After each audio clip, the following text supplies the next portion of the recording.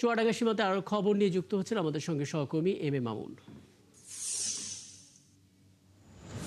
M A Mamun, অনেকেই পরিষ্কার করে আসলে এই বিষয়টা জানতে চাইছেন যে জুলফিকার তিনি যদি শূন্য লাইনে অপেক্ষা করেন বা সেখানে যদি কাজ করেন বিস্কুট কর্মচারী হিসেবে, তাকে কিভাবে আসলে বিএসএফ ধরে নিয়ে যেতে পারে? বিএসএফ কি বাংলাদেশ সীমান্তের মধ্যে এসেছিল কিনা? ঘটনাটা আসলে কি ঘটেছিল একটু জানাবেন। জুলফিকারকে ফেরত আনা গেল কিনা এবং সীমান্তের পরিস্থিতি কি সেটা একটু জানিয়ে দেবেন মামুন।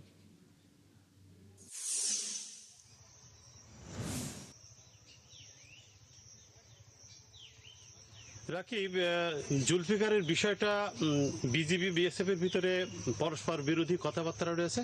তবে বাংলাদেশিদের যে ভাষ্য বা এই স্থানীয় যারা জানে এই বিষয়টা বা বিজিবির সদস্যরা যারা জানে, তবে বিজিবির ঊর্ধ্বতন কর্তৃপক্ষ ছাড়া এই বিষয়টা পরিষ্কার করে কেউ বলতে চাচ্ছে না। তবে জুলফিকার শূন্য রেখার কাছে বাংলাদেশের অভ্যন্তরেই ছিল, তাকে ধাওয়া করেই তাকে নিয়ে গেছে, এইটাই হচ্ছে সত্য কথা। এবং জুলফিকারকে ফিরিয়ে আনার জন্য সংশ্লিষ্ট কর্তৃপক্ষ কাজ করছে। আর সর্বশেষ যে পরিস্থিতি আপনাকে আমি জানাতে চাই, আমার পিছনে দেখেন যে দাঁড়িয়ে আছে নিশ্চিদ্র নিরাপত্তা বেষ্টনী তৈরি করে রেখেছে বিজিবি। সেই সাথে এই অঞ্চলের জয়নগর এবং আশপাশের গ্রামবাসীরা বিজিবির সাথে মানে পুশিনকে প্রতিরোধ করার জন্য সতর্ক অবস্থায় রয়েছে। রাত দিন তারা থাকবে এবং বিজিবির সদস্যরা পরিবর্তনশীল অবস্থায় রয়েছে এবং তারা সব সময় একের পর এক হচ্ছে নিরাপত্তা বেষ্টনীকে চেঞ্জ করছে এবং তারা নিজেদেরকে নিরাপত্তার সাথে বা ভারতীয় পুশিন প্রতিরোধ করার জন্য বিএসএফ এর সকল কাজগুলো অকার্যকর করার জন্য তারা কিন্তু কাজ করে যাচ্ছে।